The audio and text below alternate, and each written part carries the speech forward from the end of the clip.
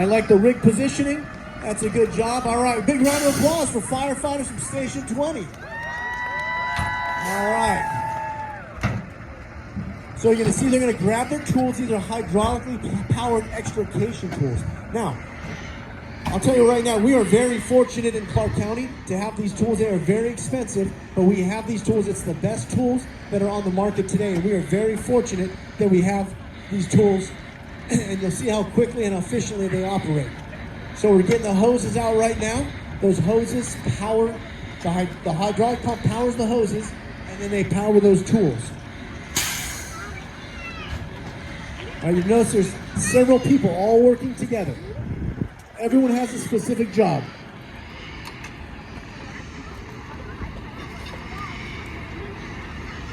All right, see that firefighter? He is hooking up the equipment right now, hooking up the hoses.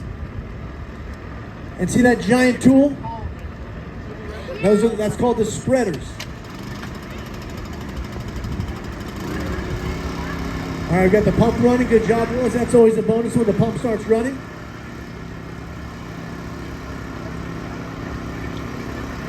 Now watch this. What we don't want to happen is we don't want the vehicle to roll away when we're working on the vehicle. One of the things we do is puncture the tires. When we puncture the tires, the vehicle sits on its rims, and now it's not going to move, all right? And you might think, why do firefighters love their job so much? Because we get to break all kinds of stuff. Something else we don't want to happen, we don't want the glass to break unexpectedly. Unexpectedly, glass breaking can be dangerous, so you're going to see Firefighter Willis. He's going to take the glass out. I know it looks like he's having fun, but it's actually a controlled manner of removing the glass, because we don't want that glass exploding in our faces or exploding in the patient's face. Now, I want you to imagine that there's two people inside this car and they can't get out. That's why we're doing all the things we're doing. That saw right there is called a rotary saw. All right, we can use that to cut metal. Tools are hooked up. All right. We also have a reciprocating saw. The reciprocating saw, we can also cut through metal. So we have lots of different options to get through these vehicles. Every vehicle is different. Every vehicle is made different, has different safety features in it. So we like to have lots of different options on getting through these vehicles. Some of them have advanced steel in them, all right? And sometimes certain tools will not work, so we have to try lots of different tools. We always have a plan A, a plan B, and a plan C.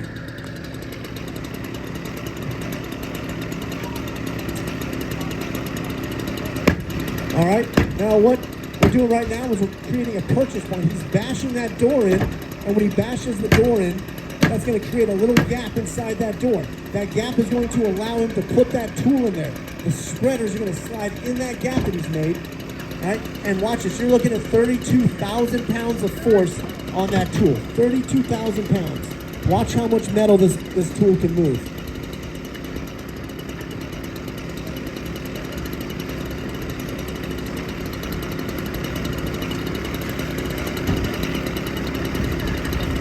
All right, get in there, Kyle, come on. And you can see that tool spreading up. All right, so like I said, what we're trying to do, we can't get the person out of the car, so we have to remove the car from around the person. That's what we're doing. And like I said, these guys have to know all about different types of vehicles. Every vehicle is designed different. Every vehicle has different safety features, so they have to be really aware of what they're doing, and they have to be up to date on all of their equipment. So look how they can just bend that metal with that spreader.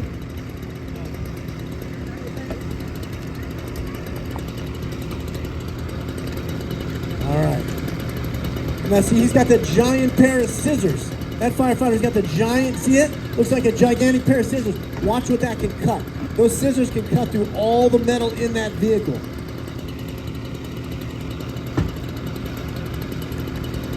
Now he's cutting off the hinges. Kyle spread it up, and now the other firefighter's cutting off those hinges.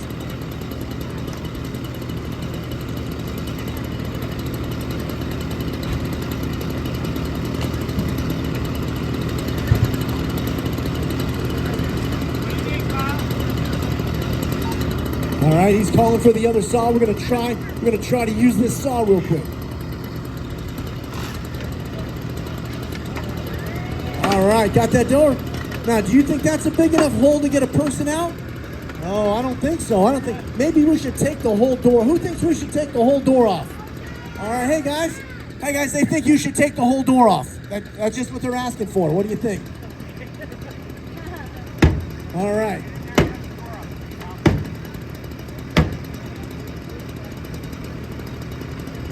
Firefighter Papa has anger issues, obviously. He's beating the car up with a sledgehammer. All right. There he goes. Now watch what he does with these spreaders. He's got the cutters on and he's cutting right through those hinges. Again, very, very strong equipment.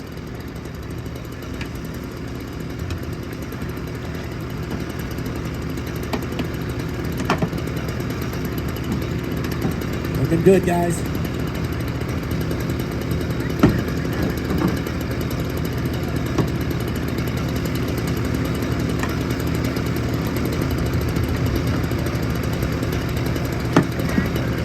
All right. Oh, we still hooked up? What are we hooked on? One more little cut. All right, big round of applause. We got the door off. Hey, do you think that's a big enough hole to get everyone out of the car, or should we take the other door off? Hey, guys, they want you to take the other door off. It's not up to me, it's up to them. All right? Cut it. Someone said cut it in half. All right.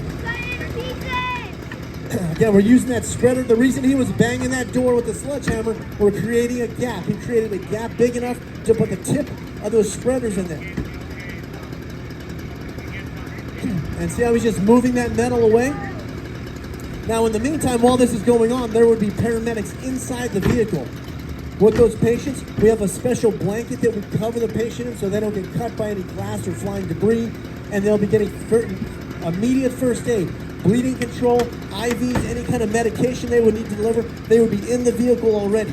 In addition, a private ambulance would be responding, and the private ambulance would be standing by waiting to take those patients to the hospital. If you're in a highway, if you're out of town and you're on a highway, and you get an accident like this, we'll respond to a helicopter. So the helicopter will already be in the air, so when this patient comes out of the car, the helicopter will be landed, ready to deliver that patient to the hospital. We got the door popped open. Working on getting that door off. You guys are doing a great job. You're exceeding all expectations, boys. All right, you can see how that tool's working. How it's twisting that metal, cutting those hinges right off. I think I told the chief not to park his car here. I don't think he's going to be very happy when he sees the car. We're still hooked up.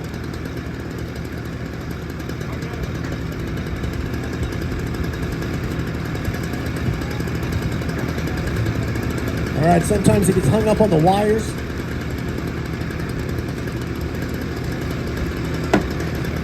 All right, guys, got the other door. Big round of applause for the firefighters at Station 20.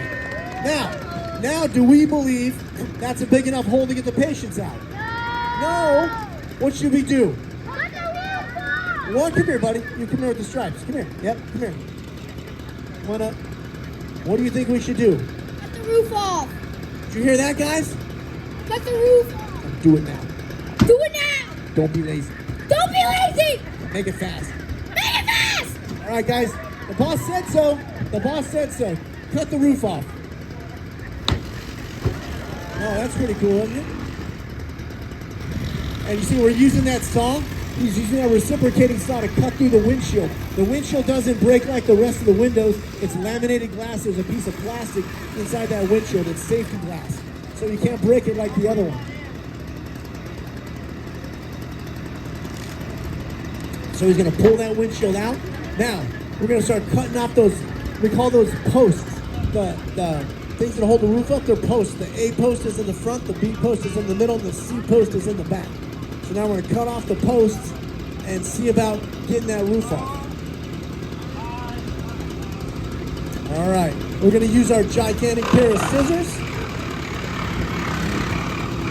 And you see, he's also using that saw on the other side. Now that's a pretty good tool, but it's battery powered. And one thing we have problems with the battery powered tools is they don't have enough they don't have enough juice in the battery to cut through all the posts. So that's why we're using 2 tools simultaneously. All right, looking good. Looking good, guys.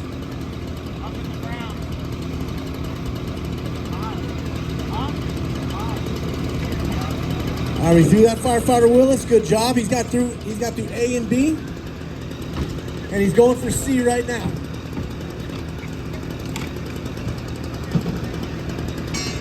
Battalion 3, engine 20, do you want us to come? All right.